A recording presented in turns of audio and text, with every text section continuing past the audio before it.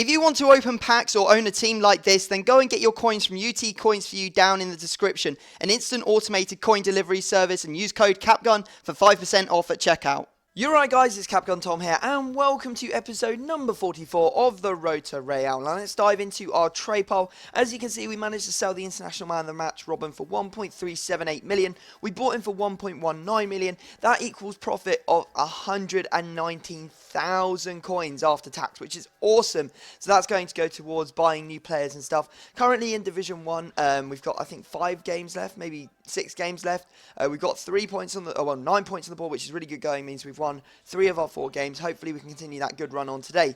Now our first opponent is using a BPL team, and you can see that he's got Rooney and Eto'o up front with Ozil sitting behind. He's got Nani and Young on the wings, and he's got check and goal. And I hate seeing check and goal because he is my trump goalkeeper at the moment. He just beats me every time. I cannot seem to score against him. As you can see, we go behind early on to a cross and a header, and then I don't know why, but Sergio Ramos and Pepe are just absolutely useless at heading balls away. Those are just simple defensive things, you know. Ball comes up the pitch, you expect your defender to get your head on it and just head it away. Unfortunately, the ball comes all the way up from a goal kick, and, well, you saw what happened. Sergio Ramos missed it, and then we'll end up 2-0 down. We managed to get back into it, making it 2-1. But again, little over-the-top ball. Casillas could have come and saved it, but he didn't. He missed it completely. So it's 3-1 at that point. Make it 3-2. Great chance to make it 3-3 in the final minute, but Ronaldo scuffs it and it goes wide. So there you go. Ends 3-2. We lose. We could have made it a draw there with that Ronaldo chance, but we didn't. So I really only have myself to blame, and also, of course, Pepe, Sergio Ramos, and Casillas. So there you go. We've got 9 points to the board, still 5 games left, so we're pretty safe. I don't know if we can actually win the division, but it will be a challenge to sort of like give it a go, you know. But you can see the stats here of the players, which is nice, you know. Always like to see the stats. I show you the stats pretty much every episode now, just because we're not making all that many signings. I think you guys understand why. We haven't got all that many more players to actually sign, but the ones we do have to sign are very expensive, and therefore we need to trade before we spend all our coins, otherwise we're just going to be trading with nothing and never make any coins at all. Now we go into our next game. Again, it's a very similar team to the last one, 3-4-1-2 this time, which is basically a 3-5-2, just with 2 centre mids and instead of 2 CDMs. Got lucky, look at that. Why has no one headed that away for a start?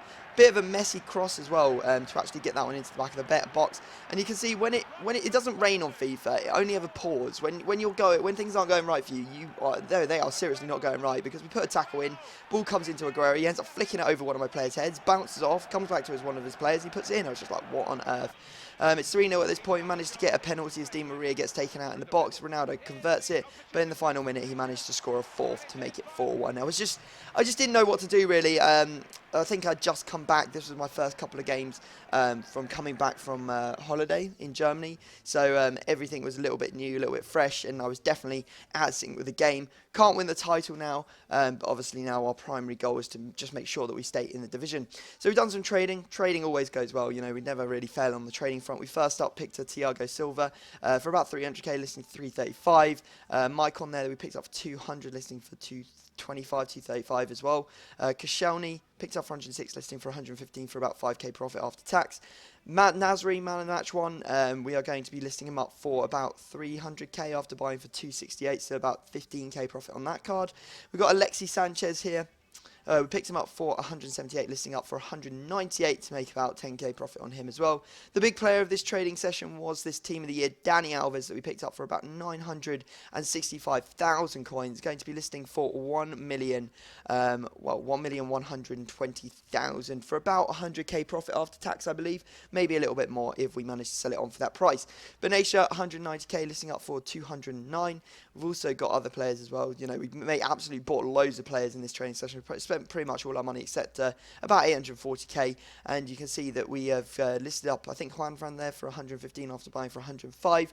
We got an informed Tossi. This is actually quite a good trade because we picked him up for 84, listing up for 95 for about 6k profit. We got a Coleman as well that we picked up for 160, listing up for 172, which will give us maybe 4 or 5k profit, which isn't brilliant, but there you go. Anyway, trading's done, now back into the gameplay, and we go into this game. We really need to win it because, you know, we're on a bit of a losing streak at the moment, and he's using basically a full informed Russian league team, and I looked at it and I was like, yes, I can definitely get on board with this, because that is not a good team in the slightest. You know, there's not all that much pace, there's not much defending, you know, there's just not much of anything really. And you can see that I punish him straight away, crossing it in. I think it's to Isco there. Isco heads it in, and that was only in the 2nd minute, bear in mind, and the guy rage quit. So there you go. Pretty short episode just because this guy couldn't handle my skills and he had to get out of the kitchen before it, well, caught on fire.